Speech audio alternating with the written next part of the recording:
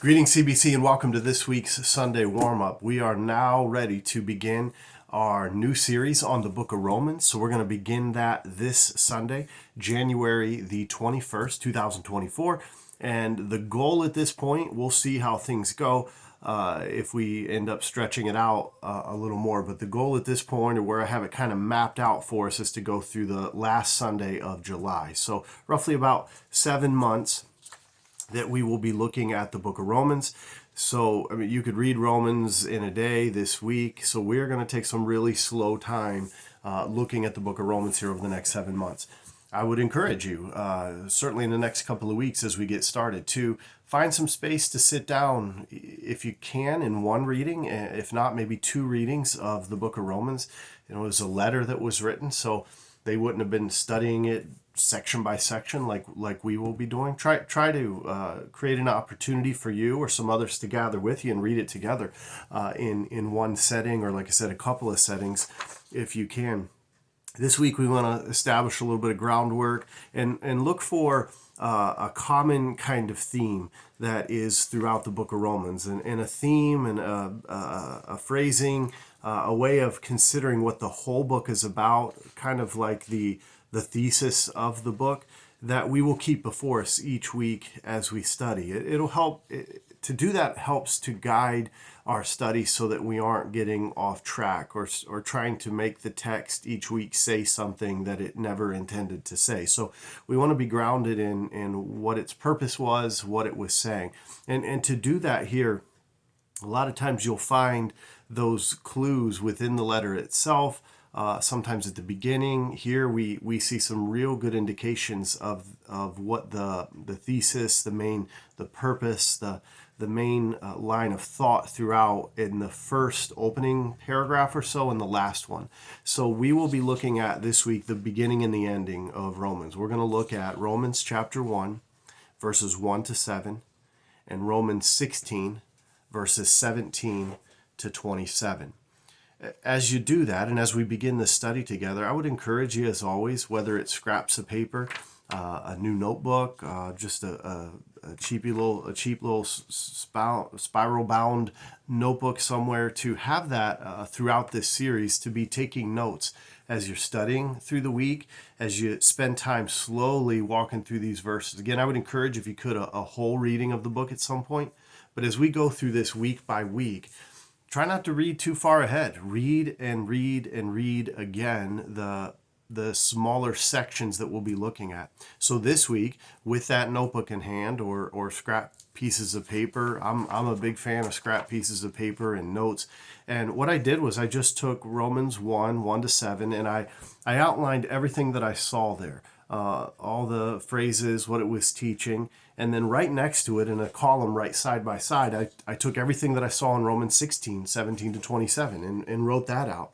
And then began to draw lines between what's common. There's a lot of repeated phrases from the beginning and the end, which is going to give us a real good indication of what this book is about, what the tone of it is, what its purpose was, and what it is still for us today. So spend some time this week really looking at, and even in columns, comparing Romans 1 to 7 and 16, 17 to 27. Okay, so we're going to actually begin the series in Romans 16, verses 17 to 20. It really is a natural kind of segue from what we saw in the book of Jude. I think some of the warnings there, part of the purpose of what Romans was, we'll find there in those few verses. And then the bulk of our time on Sunday, we're going to compare Romans 1 to 7 and 16, 25 to 27 for the summary statements we find there that are repeated in each. And with that, try to find and develop a bit of an understanding of what the tone of the entire letter is, that I hope to write something up that we will keep. And I'm thinking I might even put it on the bottom of the sermon notes every week to keep that before us. And it might be something that we continue to develop. It might be something that you read what I've got and go, well, I got a better one, or something that I've been thinking about. Please compare. Give me things that you're writing. If you have a summary sentence and way of thinking about the main themes of the book of Romans, I would love to see that. I would love to compare and see notes that you're making. I love those kinds of conversations. So not a lot of other passages. I'm going to try to really keep us rooted in the areas of Romans we're in, because there's so much.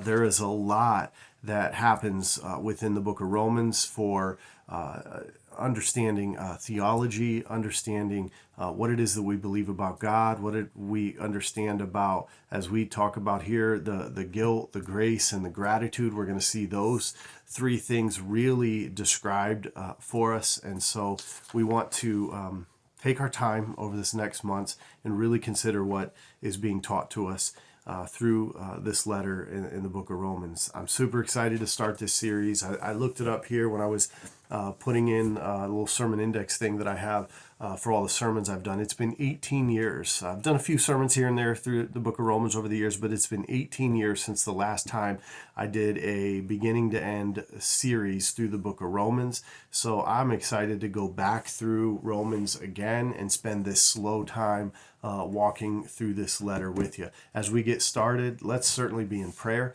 about this series, for our time here together, for those who may be listening online, for those who may over the next 7 months come in even just for one Sunday and maybe hear one portion of what we understand to be the gospel of Jesus Christ. Let's be in prayer about that. Let's be in prayer for ourselves, that we grow in a richer and deeper understanding of the gospel, to develop maybe what we would say as a gospel mindset, and that our hearts would be transformed into the image and likeness of Christ as we study and have a deeper understanding of the theological implications of the gospel that would transform our lives and our hearts to live the gospel out wherever that the Lord will take us.